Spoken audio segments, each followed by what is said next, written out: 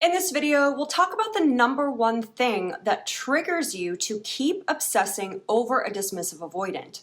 This is especially true if your relationship ended abruptly. We'll talk about why you struggle with obsessive thoughts after a dismissive avoidant breakup, and how it affects your psychology, and how to start to shift your mindset. Hi, I'm Katya Morozova. I'm a personal and relationship coach and certified NARM practitioner. I help people recover from breakups. I help them become secure in their relationships so that they can have the love that they want. If that sounds good to you, then definitely subscribe to my channel. I'm also the founder of katyamorozova.me, and if you want to work with me one-on-one, you can book a coaching session with me on that website. The first step to overcoming obsession with a dismissive avoidant is understanding what started the obsession in the first place. And for 99% of relationships with dismissive avoidance, it's often the same.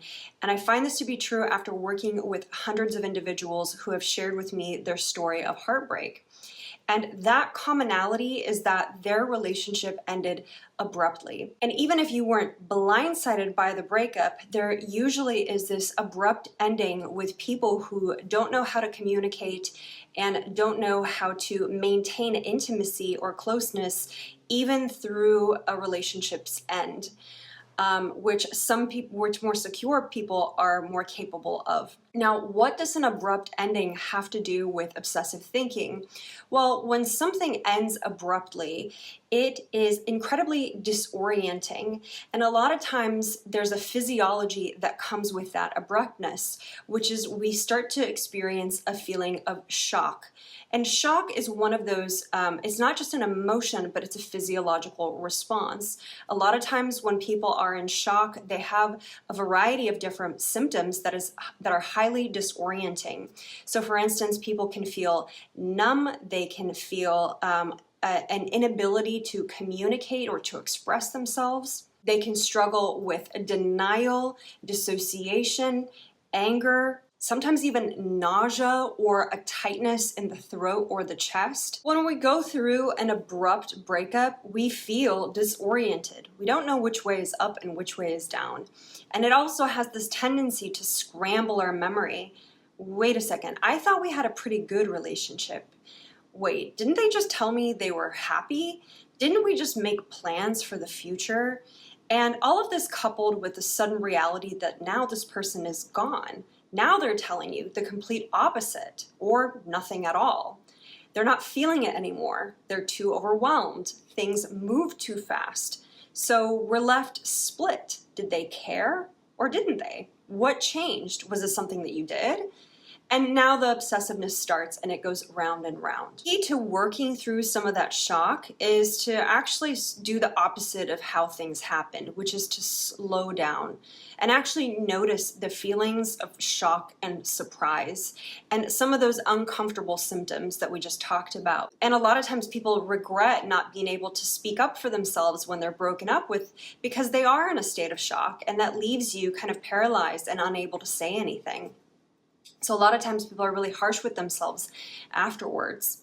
So instead, we need to slow down and actually pay attention to what we're feeling. We have to create a sense of safety within ourselves, that while something has happened really quickly, it still means that we're gonna be okay. Did your relationship end abruptly with your dismissive avoidant?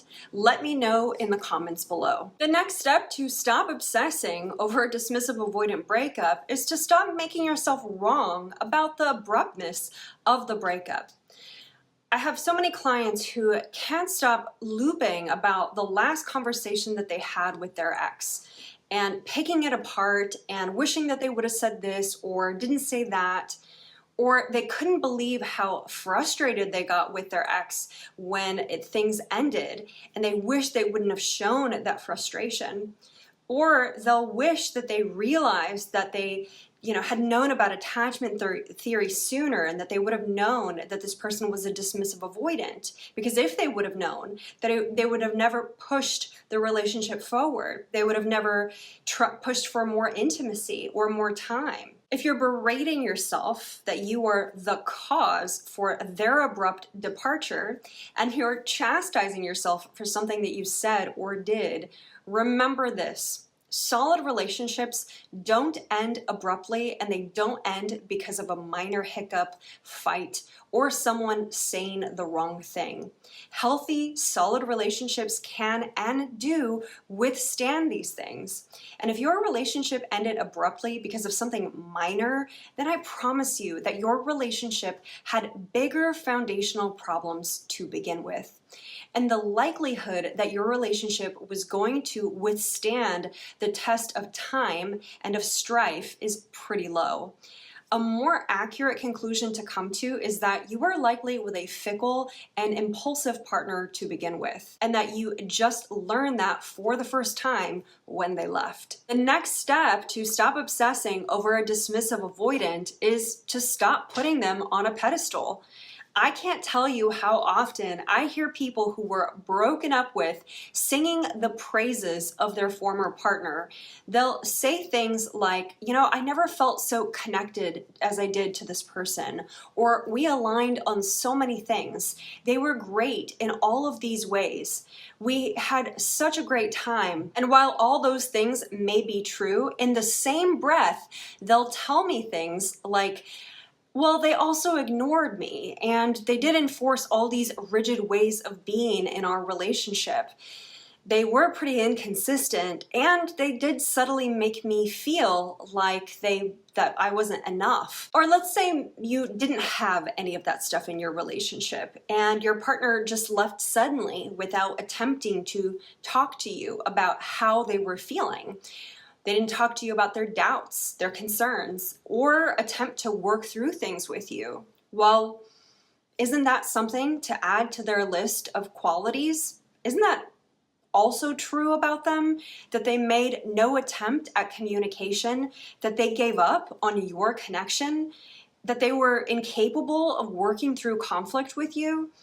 And aren't these things essential to a lasting relationship? In order to take your partner down from the pedestal, you need to stop cherry picking their positive traits and begin to look at them as a whole person who is flawed and who has the capacity to hurt you and who has. The next step is to come to terms with the reality of your relationship and what it was versus the fantasy of what it was. Many people who date dismissive avoidance will often report that their relationship was kind of void of a deep emotional connection. Or they'll report that their partner was unable to make time for them consistently, or that they never really knew where they stood with their partner. This has an emotional impact on the relationship and on the person at the receiving end. The person in the relationship with the greater relational capacity will often then notice these challenges and try to bridge the gap with the dismissive avoidant, which I think is a pretty normal step to take. Then when the avoidant doesn't collaborate or respond to the request, their partner will try harder to fix the relationship. And this trying harder will often push the dismissive avoidant away. So either this turns into some kind of cycle, or the other partner will start to settle for the relationship as it stands. Then, when the relationship ends, the DA's partner is often heartbroken and wants to continue to fight for the relationship. They obsess over the relationship, and while they're fighting and obsessing, they overlook one very important thing, that the relationship that they're fighting for was actually a lonely one for them. The relationship they're fighting for didn't meet their emotional needs, not even close. Consider what you might actually get in touch with if you slowed down enough to ask yourself, why you're fighting for an emotionally vacant relationship. And what are you actually fighting for? What you might find is the loneliness and sadness underneath. How hard it was for you to be in a relationship that felt so distant. And how sad it is to come to terms with the fact that the closeness that you crave was short-lived in your relationship, or a fantasy at best. Now, if you found these tips and mindset shifts helpful, and you know you want to do a deeper dive into your breakup recovery, and you'd like more in-depth support, resolve your acute symptoms of obsession, anxiety, grief, rumination, and to heal yourself in an integrated way that you also heal your attachment wounds in the process as well. I like to think of it as a 2-for-1. Isn't about giving you more to do, and I'll never give you advice that tells you to redirect what you're feeling or pick up a new hobby. No, we get to the root of your symptoms and resolve them. You continuously feel better and better, and don't have to work so hard at feeling good by distracting yourself or keeping yourself busy. And you begin to heal your heart and your attachment system so that you can both keep your heart open and gain the wisdom to open it for the right person. If you think coaching will be a good fit for you, I wanted to share with you an option that I've just decided to open up, and I'm going to give you some context on why I'm doing this first. So I've been doing this 3-month program called Recover, Restore, Reconnect for the last, I think, 4 years.